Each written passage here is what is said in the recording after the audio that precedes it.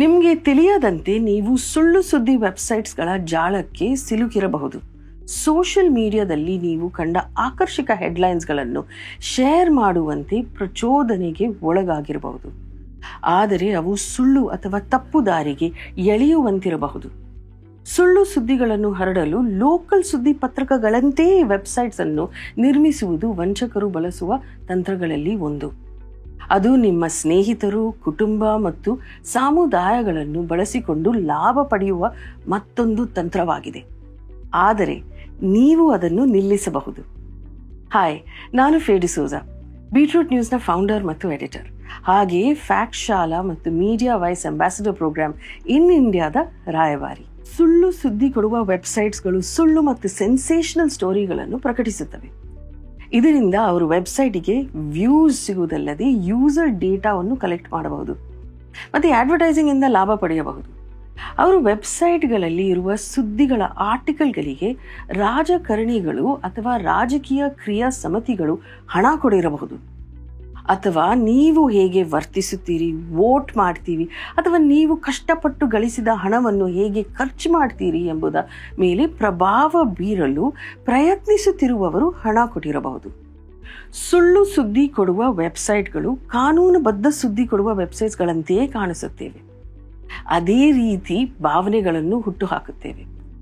ಆದರೆ ಅವುಗಳು ಜರ್ನಲಿಸ್ಟ್ಗಳ ಮುಖ್ಯ ನಿಯಮಗಳನ್ನು ಪಾಲಿಸುವುದಿಲ್ಲ. ಉದಾಹರಣೆಗೆ, ಅವರು ಯಾವ ಕಾಂಟೆಂಟ್ ಅಥವಾ ಒಪಿನಿಯನ್ ಹಣ ಕೊಟ್ಟು ಹಾಕಿದರೆ ಎಂಬುದನ್ನು ಹೇಳುವುದಿಲ್ಲ. ಎಲ್ಲ ಸರಿಯಾದ ನ್ಯೂಸ್ ಅಂತೆಯೇ ಪ್ರಕಟಿಸುತ್ತಾರೆ.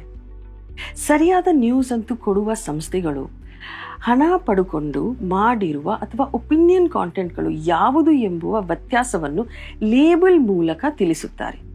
ವೆಬ್ಸೈಟ್ ಸರಿಯಾದ ನ್ಯೂಸ್ ಕೊಟ್ಟಿದ್ಯಾ ಇಲ್ಲ ಎಂಬುದನ್ನು ತಿಳಿಯಬೇಕಾದರೆ ನೀವು ಕಾಂಟೆಂಟ್ಗಳ ಮೇಲೆ ಗಮನ ಕೊಡಬೇಕು. ಸುಳ್ಳು ಸುದ್ದಿ ನೀಡುವ ಫೇಕ್ ನ್ಯೂಸ್ ಸೈಟ್ಗಳನ್ನು ಕಂಡುಹಿಡಿಯಲು ಕೆಲವೊಂದು ಟಿಪ್ಸ್ ಇದೆ. ಮೊದಲನೇದಾಗಿ, ಆರ್ಟಿಕಲ್ನ ಲೇಖಕರು ಯಾರು ಎಂಬುದನ್ನು ಚೆಕ್ ಮಾಡಿ. ಹೆಚ್ಚಾಗಿ ಲೇಖಕರ ಹೆಸರು ಹೆಡ್ಲೈನ್ ಹತ್ತಿರ, ಅದನ್ನು ಆರ್ಟಿಕಲ್ ಪಬ್ಲಿಷ್ ಮಾಡಿದ ದಿನಾಂಕದ ಪಕ್ಕವೇ ಸಿಗುತ್ತೆ. ಮಾಹಿತಿ ಇಲ್ಲ ಅಂದ್ರೆ ಅದು ಫೇಕ್ ನ್ಯೂಸ್ ಸೈಟ್ ಅಥವಾ ಸುಳ್ಳು ಸುದ್ದಿ ಹರಡುವ ವೆಬ್ಸೈಟ್ ಅಂತ ಅರ್ಥ ಮಾಡಿಕೊಳ್ಳಬಹುದು. ನೀವು ಆರ್ಟಿಕಲ್ ಓದಿದ್ದಂತೆ ಅದರ ಮೂಲವನ್ನು ತಿಳಿಯಲು ಪ್ರಯತ್ನಿಸಿ. ಸರಿಯಾದ ನ್ಯೂಸ್ ಆರ್ಟಿಕಲ್ಗಳಲ್ಲಿ ಸುದ್ದಿ ಮೂಲದ ಲಿಂಕ್ಗಳು ಕೂಡ ಸಿಗುತ್ತೆ. ಆರ್ಟಿಕಲ್ನಲ್ಲಿ ಯಾವುದಾದ್ರೂ ಎಕ್ಸ್ಪರ್ಟ್ ಅಭಿಪ್ರಾಯವನ್ನು ದಾಖಲಿಸಿದ್ದಾರೆ ಎಂದು ನೋಡಿ. ಅದು ಇದ್ರೆ ನೀವು ಗಮನಿಸಿರುವ ರೀತಿ ಸರಿ ಇದೆ ಅಂತ ಅರ್ಥ.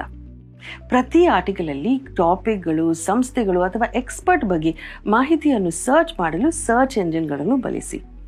ನ್ಯೂಸ್ ಸೋರ್ಸ್ನೊಂದಿಗೆ ಕ್ವಿಕ್ ಆಗಿ ಗೂಗಲ್ ಸರ್ಚ್ ಮಾಡಿ. ಪಬ್ಲಿಕೇಶನ್ ಅಥವಾ ವೆಬ್ಸೈಟ್ ಅಬೌಟ್ ಪೇಜ್ ಅಥವಾ ಸಂಸ್ಥೆಯ ಪರಿಚಯ ಪುಟದಲ್ಲಿ ಅದರ ಮಾಲೀಕರ ಕುರಿತಾದ ಮಾಹಿತಿ ಸಿಗಬಹುದು.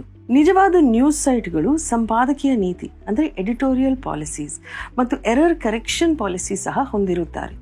ಅಲ್ಲಿ ಅವರು ನ್ಯೂಸ್ ಅನ್ನು ಹೇಗೆ ವರದಿ ಮಾಡುತ್ತಾರೆ ಮತ್ತು ಅಗತ್ಯವಾದಾಗ ಎರರ್ ಅನ್ನು ಕರೆಕ್ಟ್ ಮಾಡುವ ಪ್ರಕ್ರಿಯೆ ಏನು ಎಂಬುದನ್ನು ಬರೆಯುತ್ತಾರೆ. ಅದನ್ನು ನೀವು ಗಮನಿಸಬಹುದು. ನ್ಯೂಸ್ ಸೈಟ್ಗಳು ಈ ಮಾಹಿತಿಗಳನ್ನು ಹೊಂದಿಲ್ಲದಿದ್ದರೆ ಅದು ಫೇಕ್ ನ್ಯೂಸ್ ಸೈಟ್ ಎಂಬುದನ್ನು ನೀವು ಅರ್ಥ ಮಾಡಿಕೊಳ್ಳಬಹುದು. ಇದೆಲ್ಲ ಮಾಡಿದ ಬಳಿಕವೂ ನ್ಯೂಸ್ ಫೇಕ್ ಅಥವಾ ರಿಯಲ್ ಎಂಬುದನ್ನು ಖಚಿತಪಡಿಸಲು ಕಷ್ಟವಾದರೆ ಯಾವುದಾದ್ರೂ ಸರ್ಚ್ ಎಂಜಿನ್ಗೆ ಹೋಗಿ ಮತ್ತು ಇತರ ನ್ಯೂಸ್ ಸೋರ್ಸಸ್ಗಳಿಂದ ವಿಷಯದ ಕುರಿತು ಹೆಚ್ಚಿನ ಮಾಹಿತಿ ನಿಮಗೆ ಸಿಗುತ್ತಿದೆಯಾ ಎಂದು ಪರಿಶೀಲಿಸಿ. ರಾಷ್ಟ್ರೀಯ ಸುದ್ದಿ ಸಂಸ್ಥೆಗಳ ಹೆಚ್ಚಿನ ಸಪೋರ್ಟ್ ಇಲ್ಲದ ದುರ್ಬಲ ಸಮುದಾಯಗಳನ್ನು ಸುಳ್ಳು ಸುದ್ದಿ ವೆಬ್ಸೈಟ್ಸ್ಗಳು ಟಾರ್ಗೆಟ್ ಮಾಡುತ್ತವೆ. ಈ ಸಮುದಾಯದ ಜನರು ಆನ್ಲೈನ್ನಲ್ಲಿ ಮಾಹಿತಿಗೆ ಬೇರೆ ಮೂಲಗಳನ್ನು ಹುಡುಕುತ್ತಾರೆ. ಅಭಿಪ್ರಾಯಗಳನ್ನು ಮತ್ತು ಫಾಲ್ಸ್ ನ್ಯೂಸ್ಗಳನ್ನು ರಿಯಲ್ ನ್ಯೂಸ್ ಎಂದು ಬಿಂಬಿಸುತ್ತಿರುವ ಕೆಟ್ಟವರು ಆ ಮೂಲಕ ಜನರು ಲಾಭವನ್ನು ಪಡೆಯಬಹುದು ಎಂಬುದನ್ನು ನಂಬುತ್ತಾರೆ. ಅವರ ತಂತ್ರಗಳಿಗೆ ಮರುಳಾಗಬೇಡಿ.